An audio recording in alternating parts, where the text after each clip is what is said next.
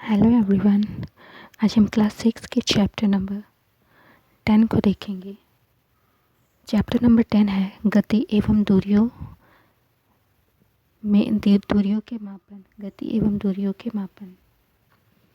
प्राचीन काल में लोग पैदल चलते थे। जल मार्गों में आने जाने के लिए नावों का उपयोग करते थे। यातायात के साधन क्या होते हैं? आने जाने के साधन को यातायात के साधन कहते हैं। यातायात के लिए विभिन्न साधनों का प्रयोग किया जाता था। सड़क परिवहन के लिए अलग साधन का प्रयोग किया जाता था। वायु के परिवहन साधन अलग थे और जल परिवहन के साधन अलग थे। सड़क परिवहन के साधन थे साइकिल, मोटरसाइकिल, कार, बस, रेलगाड़ी आदि। वायु परिवहन के लिए हेलीकॉप्टर, जेट विमान, हवाई जहाज आदि का प्रयोग किया जाता था। जल परिवहन के लिए नाव, स्टीमर, पानी जहाज आदि का प्रयोग किया जाता है। मात्रक मापन के एक निश्चित राशि को मात्रक कहते हैं। माप के परिणाम संख्या भाग और मात्रक भाग। लंबाई मापने के प्राचीन तरीके हैं पैर की लंबाई, अंगुली की लंबाई, हाथ की लंबाई, एक कदम की दूरी आदि। लंबाई मापने के आधुनिक तरीके हैं मिलीमीटर, सेंटीमीटर, मीटर तथा किलोमीटर आदि। संसार के विभिन्न भाग प्रयोग मात्रक के रूप में। संसार में विभिन्न मात्रक विभिन्न चीज़ों के लिए प्रयोग में लाए जाते हैं। जैसे एक गज में कितना फुट होता है? एक गज में 3 फुट होता है। एक गज में कितना इंच होता है? एक गज में 36 इंच होता है। एक गज में कितना मीटर होता है? एक गज में 0.91 मीटर होता है। 100 गज में कितने फुट होते हैं? 100 गज में 300 फुट होते हैं। एक बीघा में कितना गज होता है?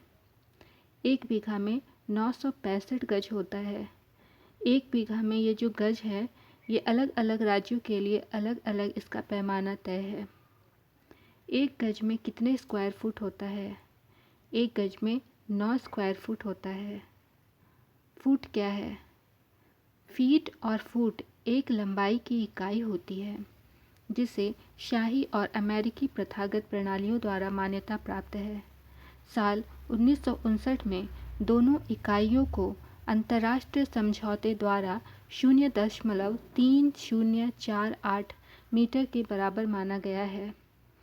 तो एक फुट 0.3048 के बराबर है। यहाँ फीट फुट का बहुवचन होता है। एक फुट में 12 इंच और एक गज में 3 फीट होते हैं। एक फुट में 12 इंच 30.48 सेंटीमीटर और 0.3048 मीटर होता है। एक फुट को इंच में नापेंगे तो 12 इंच होगा एक फुट में। एक फुट को सेंटीमीटर में देखेंगे तो 30.48 सेंटीमीटर होगा। वहीं एक फुट को अगर मीटर में बताना चाहेंगे तो 0.3048 मीटर होगा। वर्ग फीट क्या होता है? एक वर्ग फीट और कुछ नहीं बल्कि 1 फुट गुना 1 फुट होता है। यह एक वर्ग होता है जिसके चारों दीवारें 1 फुट की होती हैं और इसका क्षेत्रफल 1 वर्ग फीट होता है। 1970 में फ्रांसीसियों ने मापन की एक मानक प्रणाली की रचना की जिसे मीटर पद्धति कहते हैं। एसआई मात्रक क्या होता है? अंतर्राष्ट्रीय मात्रक प्रणाली संसार के वैज्ञानिकों ने मापन के मानक मात्रकों के एक सेट को स्वीकार किया है जिसे एसआई मात्रक कहते हैं। एसआई मात्रक यानी कि संसार में हर जगह इसी मात्रक का यूज़ होता है। सेंटीमीटर प्रत्येक मीटर को 100 बराबर भागों में विभाजित किया जाता है जिसे सेंटीमीटर कहते हैं। मिलीमीटर एक सेंटीमीटर के 10 बराबर भाग होते हैं जिन्हें मिलीमीटर कहते हैं। एक मीटर में 100 सेंटीमीटर होते हैं। एक सेंटीमीटर में 10 मिलीमीटर होते हैं। किलोमीटर लंबी दूरियों के मापन के लिए बड़े मात्रक का प्रयोग करते हैं। 1 किलोमीटर में 1000 मीटर होते हैं। वक्र रेखा विभिन्न प्रकार की आकृतियों को मापने के लिए धागे का प्रयोग करते हैं। फिर धागों को मापक से मापना पड़ता है। जैसे वृत्त को मापना है तो वृत्त के चारों ओर धागे से हम लोग उसका मेज़रमेंट लेंगे, उसका माप लेंगे। फिर उसके बाद जो हमारा स्केल होता है, मात्रक का स्केल होता है, उससे हम लोग माप लेते हैं। गति क्या होती है? समय के साथ किसी वस्तु की स्थिति में परिवर्तन को गति कहते हैं। गति विभिन्न प्रकार की होती है। वर्तुल गति क्या होती है?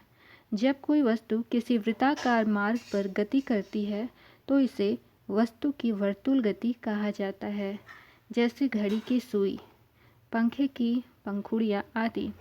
ये सर्कुलर है। गोलाकार मार्ग में कोई वस्तु यदि चलती है तो यह गति वर्तुल गति कहलाती है।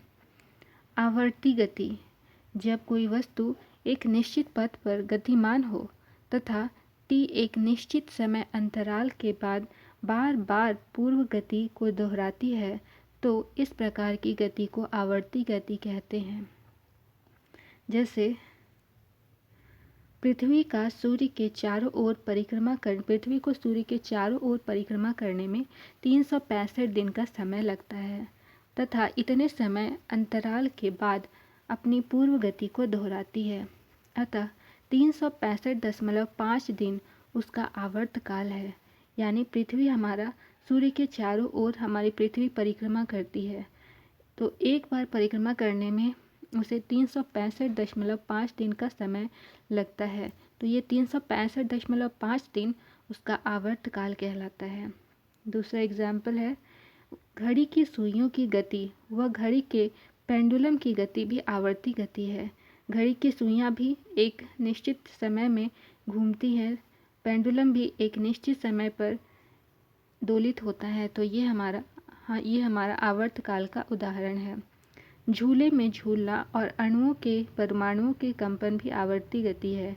झूले में जब झूलते हैं तो एक निश्चित समय अंतराल में झूले में आगे और पीछे हम दोलन होता है तो ये भी हमारा आवर्ती गति का उदाहरण है।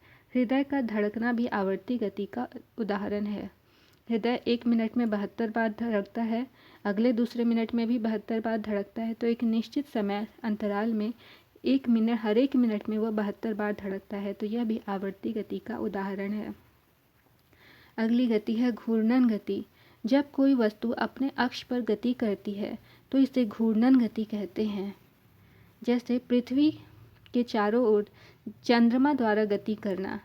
हमारे शरीर में रुधिर यानी कि खून का परिसंचरण, ये हमारा एग्जाम्पल है घूर्णन गति का।